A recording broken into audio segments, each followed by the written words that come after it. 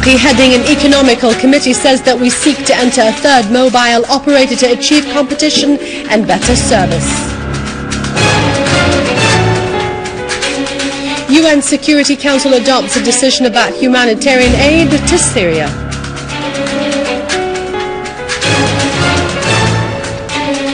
Al-Jaafari calls the ones who are keen on the humanitarian situation to lift the unfair sanctions and help the Syrian government in fighting terrorism.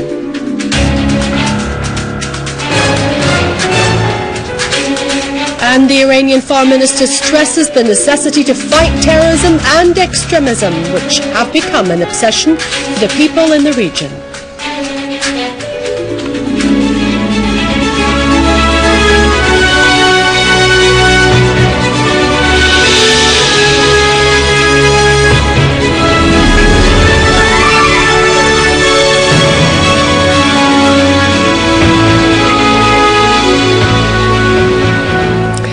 Good afternoon, this is the News Bulletin. I'm Dania Nizam.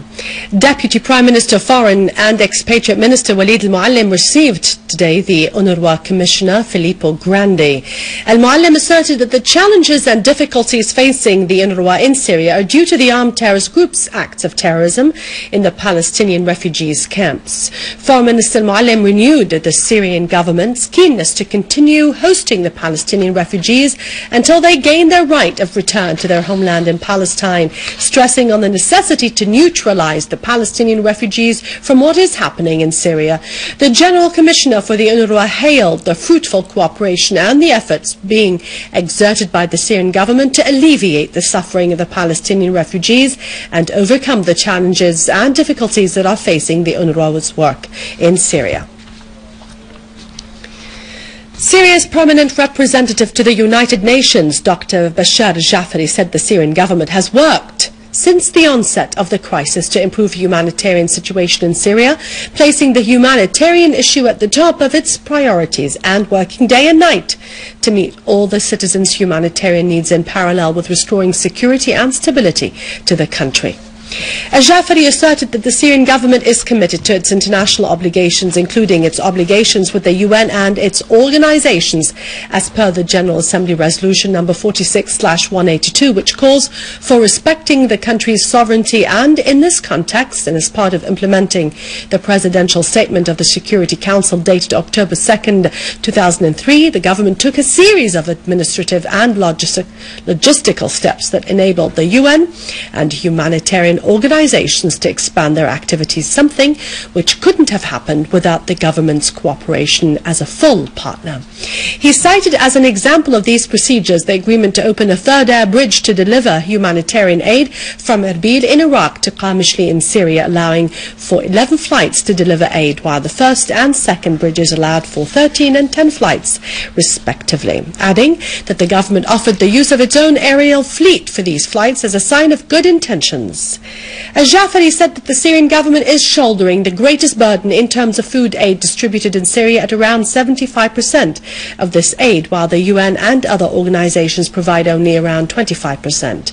Al-Jaafari asserted that the campaign of escalating statements and slandering meetings launched by the countries which support terrorism by funding and arming were accompanied by blatant and crude encouragement and incitement of the terrorist groups that do their bidding to do all they can to prevent and hinder Syrian citizens from earning their livelihoods and sustenance and drown them in darkness, injustice and suffering. Al-Jaafari asserted that the Syrian government has always welcomed any honest effort to improve the humanitarian conditions in Syria and cooperated positively with the UN, in addition to welcoming the aforementioned presidential statement and committing to it. Al-Jaafari underlined the activities carried out by terrorist groups, including some affiliated to al-Qaeda, with these groups methodically seeking to destroy the infrastructure and deplete the country's resources, in addition to deliberate attacks on aid convoys and humanitarian workers, several of whom were killed, in addition to attacking and besieging areas and preventing civilians in them from receiving any aid, and using civilians as human shields to prevent the army and security forces from acting against terrorism. He asserted that the Syrian government is exercising its right and constitutional duty of combating terrorism which is striking Syria indiscriminately, and that this right is based on international law and Security Council resolution, adding that passing and enforcing laws is at the core of the authority of the state, including laws for confronting terrorist activities within its territories, and no one can deny the state's exclusive duty and right to this. Al-Jaafari added that another aspect is the lack of humanitarian funding, as the 2014 humanitarian response plan's funding didn't exceed 7% of the required funding, despite the showboating carried out in conferences here and there, with funding presented to the regional response plan for Syrian refugees failing to exceed 13%. Al-Jaafari asserted that the claims of the French representative during this session, in which he alleged that the Syrian security arrested people who turned themselves in as per reconciliations, are completely incorrect. Al-Jaafari pointed out that the Security Council's presidential statement, which Syria committed itself to, constitutes the basis for much of the resolution issued today, and that this statement affirmed clearly that there is international terrorism in Syria carried out by groups affiliated with al-Qaeda, adding that this came after unjustifiable and inexplicable denial of this terrorism's existence. Al-Jaafari said that suggesting that the humanitarian crisis affecting millions of Syrians can be solved by merely allowing humanitarian operations across borders with neighboring countries which are involved in escalating the humanitarian situation in Syria and supporting arming, training and funding terrorist groups, including the Islamic State of Iraq and the Sham, al-Qaeda, Jabhat al-Nusra, the Islamic State and others, is mere misdirection and is not like a magic wand story, asserting that these very same borders are responsible for bringing terrorism to Syria and causing bloodshed in it. He said that violence has reached an illogical and uncanny point in Syria, but the most important question is, why is this happening, and what is the cause of the unjustifiable silence over all the vulgar forms of foreign interference in Syria's internal affairs? Al-Jaafari suggested that the reason behind that is the prevailing mentality among some sides is that diplomacy of the hyenas and not the diplomacy of international human law. تماما كما قالت زميلتي العزيزة سفيرة الأرجنتين. Russian Foreign Ministry said that it has voted in favor of the International Security Council resolution on providing humanitarian assistance to Syria, taking into consideration the Russian amendments, asserting that the resolution doesn't include threats of imposing sanctions. Spokesman for the Russian Foreign Ministry, Alexander Lukashevich, said that the main goal of this resolution is improving the humanitarian situation in Syria and guaranteeing the delivery of assistance to the civilians. And it asserts the necessity of providing assistance to Syria in accordance to the rules of the United Nations, and that means respecting Syria's sovereignty. In turn, Russia's permanent representative in the UN, Vitaly Churkin, said that there are attempts to exploit the humanitarian situation in Syria and that it is necessary for all parties to cooperate with international organizations and with the Syrian government. In a Security Council session, Churkin said that there are still some difficulties in delivering the assistance to the areas controlled by the armed men who shoot gunfire at the aid convoys and use the civilians as human shields.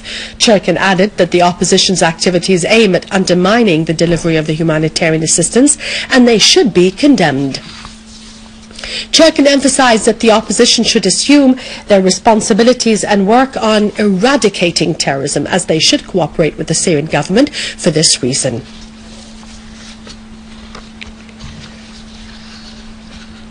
The Belgian Foreign Minister stressed that Iran has an important role in the regional and international issues, particularly in the Syrian crisis, as it should officially participate in solving it.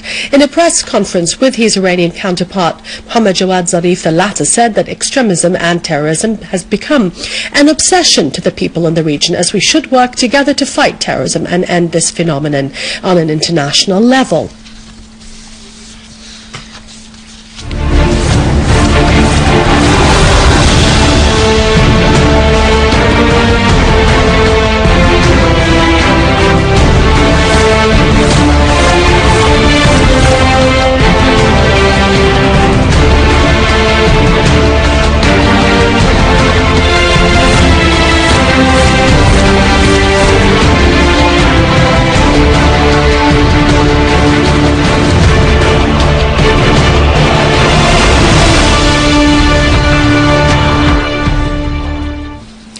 With unflinching determination and undeterred by conspiracies and terrorism, the Syrian people continue to pour into the streets of cities and towns to show undiminishing support for the Syrian army and the national firm principles.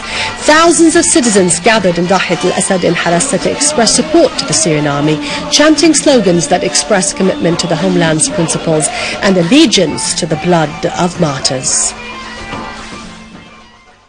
I want to thank God for this day, to precipitate this public reunion, to say in this place from Dahiyat al-Assad, to say to everybody, we are going to Duma, we are going to Al-Ghouta, we are going there to make peace, to make reconciliation also. We are a people of reconciliation. We are 10,000 years old, this place. Reconciliation will start from Syria to all the world. What is going now is going now to give us experience to be ready to every big problem our problem we face together with reconciliation. المسيرات الشعبية المسيرات العفوية.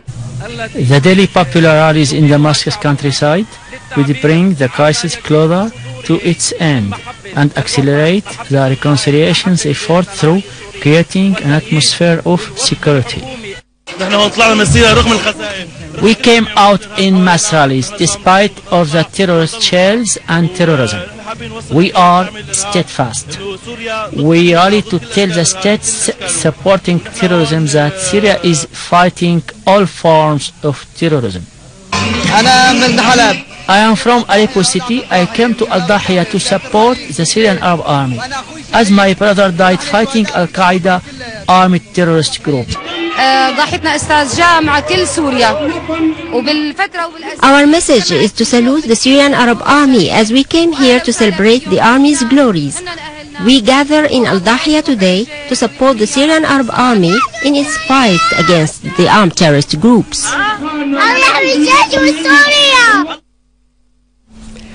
And my message is that victory is imminent, ladies and gentlemen. Thank you for watching. After the break, it's Vani with our economic and business news. God bless you all.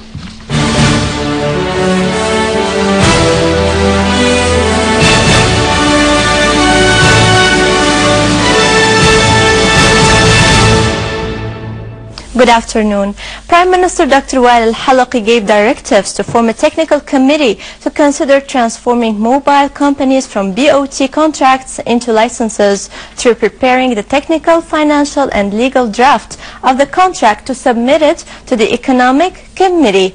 Al-Halaqi, who chaired a meeting of the Economic Committee to discuss the issues and measures intended to consolidate national companies, said that the government is keen to iron out difficulties that obstruct the progress of public and private companies. He said that the two mobile companies in Syria have played a significant role since 2001 in opening new vistas and achieving a quantum leap in telecommunications.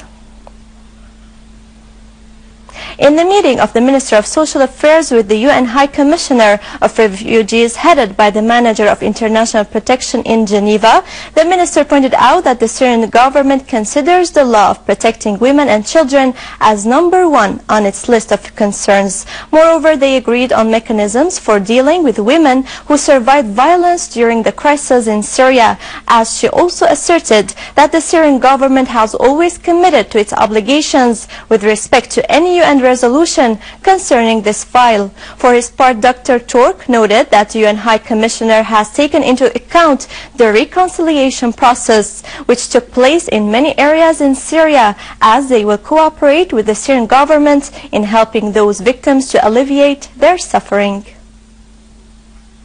We just met with the Minister for Social Affairs and it was a very productive meeting. We focused very much on the particular needs of women and children and to work out with the ministry a plan in order to ensure that the needs of women and children affected by the crisis are taken into account and that they become a priority of attention.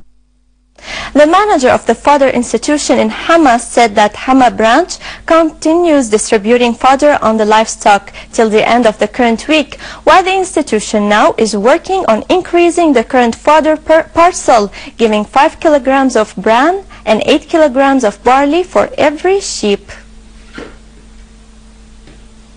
The Ministry of Industry continues giving broader powers for the boards of the industrial enterprises in order to ease the impacts of the crisis, which caused many obstacles for the industrial activities.